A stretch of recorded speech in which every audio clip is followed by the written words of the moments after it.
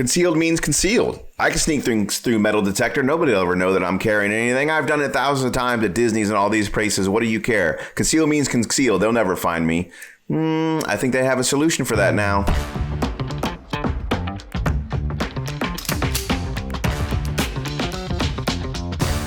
What's up, everyone out there? YouTube world, Facebook world, the world.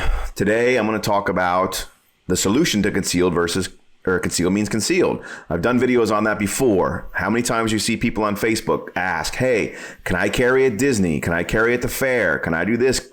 Can I do that? And invariably you get the people who type in there, concealed means concealed. I've gotten stuff through metal detectors all the time. I've been able to carry here and carry there, and it's my rights, and I don't care what the law says, et cetera, et cetera. Great. Good for you. Please take my card one day because you're going to need an attorney when you get popped one day. However, that being said, because of people out there who have that kind of thinking, and look, full disclosure again, I'm a constitutionalist. I think every gun law is an infringement on our gun rights. So mentally, emotionally, constitutionally, I'm there with you. You should be allowed to carry anywhere you want, anytime you want. That's what the Second Amendment stands for. That being said, not many people, and I'll be honest with you, you can call me a FUD or whatever you want. I'm not one of them. I'm not going to carry like at a courthouse or somewhere I'm not allowed to, or try and sneak it in because I want to prove a point because of my rights, because I don't want to go to jail for 10 years as a martyr. So there are other ways to fix it. You file lawsuits, you elect people or whatever. There's other ways to fix it. Now, that being said, for those people who insist on saying concealed means concealed, meaning that they think they can trick all these metal detectors and everything else, well, there's somewhat of a new thing. It's not generally a new thing. It's been around for a few years, but you're seeing them put all over the place these days. What am I talking about?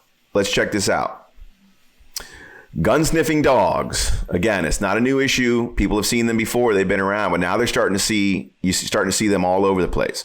So here's an article out of KSTP.com out in, Mall of America, which is in Minneapolis, I think, right? So a new tool to keep guns out of Mall of America is already working, according to mall officials. After several high-profile shootings in the past 2 years, the mall has added its first gun-sniffing dog.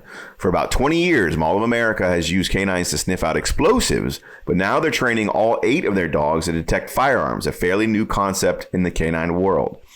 Kenny McDonough, the mall's canine lieutenant, says the dogs undergo an extensive 8-week training in-house. They learn to smell every component of a firearm to detect who may or may not have the guns. None of our dogs do any kind of barking, any kind of bite work. They are trained to pinpoint down to the actual person where that odor is coming from. He demonstrated how Canine Elite detects firearms. He will make a 90-degree turn and pull. The mall's head of security says in the past they focus on explosives.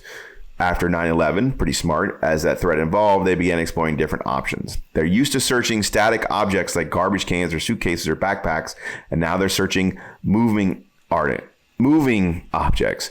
Mall officials believe this new security measure will make a difference, noting that as of now, there haven't been any false detections. It's always a deterrent for people that may want to come here with a firearm, knowing that we have this capability. Maybe they're not going to come here now, and maybe they're not going to bring the firearm. Mall officials say most of their fines have been conceal and carry people who weren't aware that the mall is private property and doesn't allow firearms.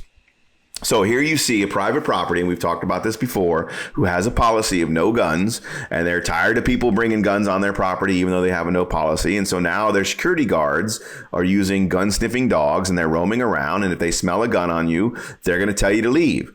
If you don't leave, then they're going to arrest you for trespassing. So you're going to see a similar thing everywhere. You've already seen them in government agencies. A lot of government facilities are training their dogs to do these gun sniffing things. But now you're going to start seeing these private places start using these gun sniffing dogs. So even if there isn't a metal detector, you could still get popped by a gun sniffing dog.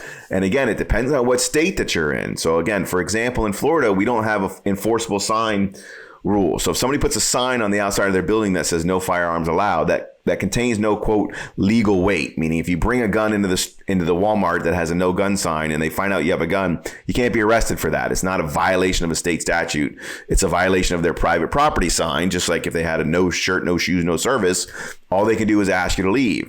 If you refuse to leave, then you can be arrested for trespassing, and you can actually at that point be arrested for armed trespassing, which is a felony. But the initial bringing the gun into the store is not a crime in and of itself. However, there are some states that do have enforceable sign laws. There are numerous states out there that they put a sign in the window and it complies with whatever the requirements of the statute are to make sure that it spells things out properly, lists the statute, whatever. If they follow that rule and you bring your firearm into that location and get found out that you have it, that is a charge in and of itself, just for violating the sign rule that they have on their front door. And that's where these dogs sniffing, or these gun sniffing dogs, are going to come into play. So just a warning to everybody out there, you want to keep saying concealed is concealed and keep pushing the line, please do so. I don't follow those signs in Florida because, again, they're not enforceable. And if I get found out, I'll just leave the property.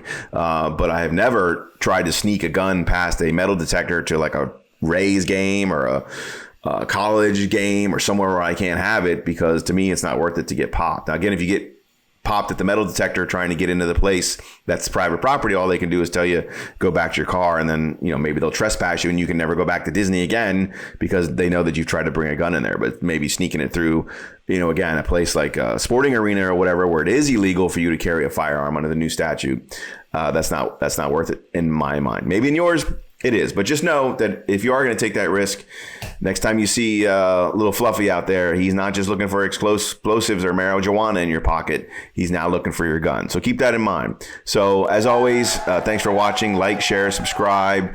Stay safe, stay healthy, stay vigilant. And as always, carry on.